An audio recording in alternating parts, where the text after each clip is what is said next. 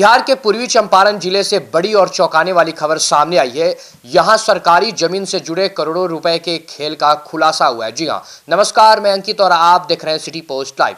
जांच में यह पता चला कि सरकारी जमीन को बेचने के बजाय अधिकारियों ने ही खेल रच दिया, जिससे विवादित भूमि पर अतिक्रमण बढ़ाने की जो राय है वो आसान हो गई। मिली जानकारी के अनुसार मामला हरसिद्धि और अरेराज के बाकासत वृद्धदार बाजार किस्त में मिली।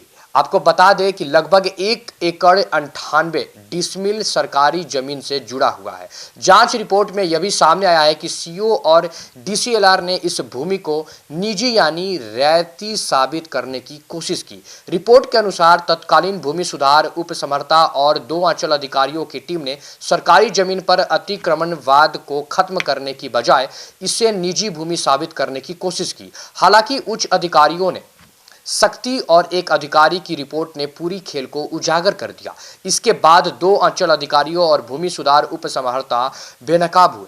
पूर्वी चंपारण जिले में संबंधित अनुमंडल एसडीओ ने 2024 में विवादित जमीन की जांच जिला अधिकारी को सौंपी। हल्का कर्मचारी और अंचल अमीन ने जांच कर रिपोर्ट तैयार की, लेकिन तत्कालीन अंचल अधिकारी ने 2021 और 2022 में उच्च अधिकारियों से मार्गदर्शन मांगते हुए जमीन को रैयती घोषित करने का प्रयास किया।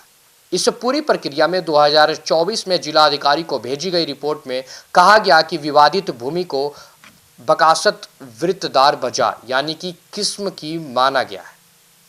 उसी आधार पर अतिक्रमण विवाद पर चल रही कार्रवाई को ड्रॉप कर दिया गया, यानी सरकारी जमीन की वापसी की पूरी प्रक्रिया रोक दी गई। यह मामला सिर्फ प्रशासनिक लापरवाही तक सीमित नहीं है। इस जमीन को अतिक्रमण मुक्त करने के लिए पहले भी आंदोलन हुए थे और कोर्ट में भी लड़ाई इस पर हो चुकी थी। खेल उजागर करने वाले एक व्यक्ति की हत्या भी हो गई थी।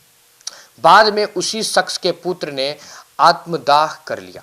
जी हाँ, इस तरह इस विवाद में 2 लोगों की जान चली गई, लेकिन जमीन का असली मालिक और सरकारी हक अब भी सुरक्षित नहीं हो सका। विशेषज्ञों का कहना है कि सरकारी जमीन के सबसे बड़े दुश्मन अक्सर वही अधिकारी होते हैं जिन पर इसे बचाने की जिम्मेदारी होती है। अधिकारियों और भूमाफियों के गठजोड़ से सरकारी जमीन का बंदरबांट और रैयतीकरण लगातार जारी है।